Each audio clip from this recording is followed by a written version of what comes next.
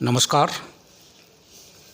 News gallery channel और news gallery समाचार पत्र की ओर से आज हमारी टीम, जहां हम चर्चा करेंगे डॉक्टर रमेश आर्य जी प्राचार्य, आज किस विषय पर किस तरह का कार्यक्रम के लिए पत्रकार वार्ता जो बुलाई है उसमें डॉक्टर साहब बताएंगे हमें विस्तार से और जानकारी देंगे कि एलुमनाई मीट और जो बाकी कार्यक्रम हैं किस तरह और कैसे कैसे करे जा रहे हैं। मैं निवेदन करूंगा डॉक्टर आर्य से कि प्लीज़ हमें बताएं और विस्तार से चर्चा करें कि भी हमारे कॉलेज की ओर से हम ये कार्यक्रम करने जा रहे हैं। गैलरी के दर्शकों को मैं नमस्कार कहना चाहता हूं।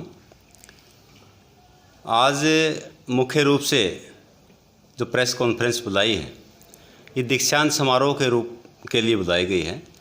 दीक्षांत समारोह के साथ साथ हम जो है प्राइज डिस्ट्रीब्यूशन फंक्शन इसमें आयोजित करने जा रहे हैं और इवनिंग सेशन में एलुमनी मीट का फंक्शन हमारा होगा। इसमें आप लोग देखते हैं कि पिछले 10 सालों से यहाँ दीक्षांत समारोह राजकीय महिला महाविद्यालय हिसार में आयोजित नहीं किया गया है।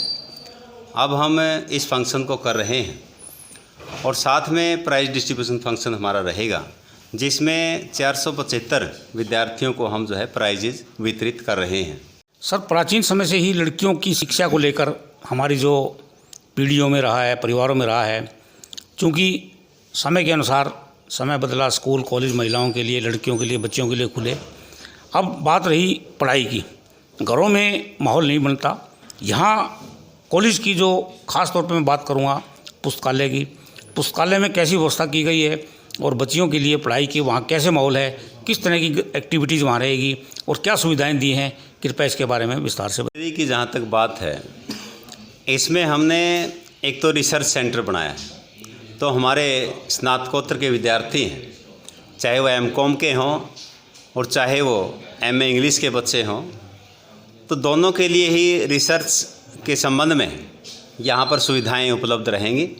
हम जो है जर्नल्स भी इसमें शुरू कर रहे हैं और प्रत्येक डिपार्टमेंट के हेड से भी हमने रिक्वायरमेंट मांगी है कि जो जो जर्नल्स उनको चाहिए वो जर्नल्स लाइब्रेरी में सब्सक्राइब किए जाएंगे।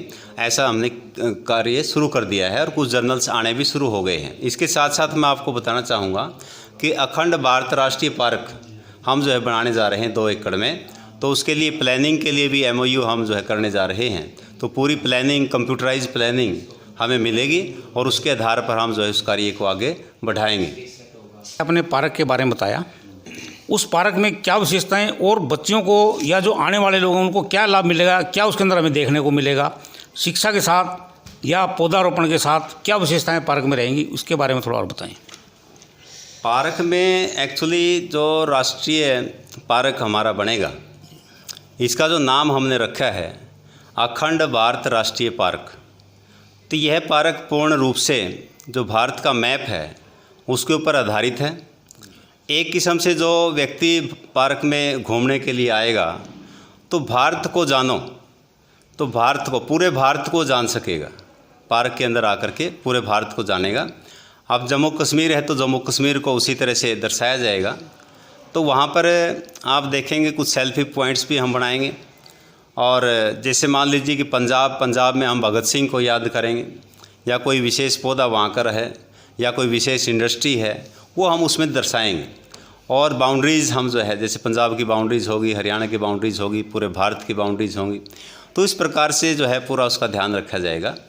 और इसमें जो मैप बनेगा तो एग्जैक्टली जो उसका प्रोपोर्शन रहेगा उसी आधार पर ये जो है अखंड भारत राष्ट्रीय पार्क का निर्माण किया जाएगा। आसपास के लोग उसको देखने आएंगे और बड़ा अच्छा लगेगा और ये ज़रूरी भी है। और प्राचीन भारत के संबंध में जो विशेषताएं थी तो उनको भी हम जो है दर्शाने का प्रयास उसमें करेंगे। डॉक्टर साहब ने कॉलेज की एक्टिविटीज़, कार्यक्रम की एक्टिविटीज़ के बारे में विस्तार से जानकारी दी, साथ ही लाइब्रेरी के बारे में बताया। मैं डॉक्टर साहब से एक और निवेदन करूंगा कि आपके दिशा निर्देशन में जो सारे कार्य हो रहे हैं, कॉलेज के जो स्टाफ के लोग हैं या कॉलेज की और टीम आपके साथ इसमें कौन कौन जुड़ी है, कृपया उनके बारे में भी थोड़ा सा बताएं। वास्तव में मैंने पाया कि राजकीय महिला महाविद्यालय हिसार का जो स्टाफ है बड़ा ही कोऑपरेटिव है, कर्तव्य निष्ठा के साथ काम करता है, एक सेवा भावना उसके काम में नज़र आती है और समर्पण भाव से वो कार्य करता है। तो इसलिए हम देखते हैं कि टाइम से हम सिलेबस पूरे कर पाते हैं। और अनुशासन आपने देखा है महाविद्यालय में घूम करके, पूरा महाविद्यालय अनुशासन में रह करके, क्योंकि मेरा अपना भी ये विचार है कि अनुशासन की ज़मीन पर जो पौधा संस्कारों का, जो बच्चियों के लिए करैक्टर के निर्माण का, चरित्र निर्माण का जो पौधा लगाया जाता है, वो वास्तव में उस पर फल लगते हैं, फूल लगते हैं, वो पनपता है। अगर डिसिप्लिन वहाँ पर नहीं है तो फिर वो पौधा नहीं पनपेगा। तो इसलिए हमने डिसिप्लिन को प्राथमिकता दी है और पूरा महाविद्यालय का स्टाफ इसमें कोऑपरेट करता है। पूरा जो है हमारा कॉलेज काउंसिल है 6 मेंबर्स की, तो पूरे सभी कोऑपरेटिव हैं। और पीछे भी हमने कई सारे सक्सेसफुल प्रोग्राम किए हैं और सभी में स्टाफ का योगदान रहा है। आचार्य रमेश आर्य जी का मैं आभार व्यक्त करता हूं और मैं मेरी न्यूज़ गैलरी टीम की ओर से भी उनका धन्यवाद व्यक्त करता हूं, जिन्होंने अपने कीमती समय से निकालकर हमसे पूरी बातचीत की कॉलेज की उपलब्धियों के बारे में और आने वाले कार्यक्रम को लेकर इन्होंने जो विस्तार से बताया। मैं उनका आभारी हूं। धन्यवाद। जय हिंद।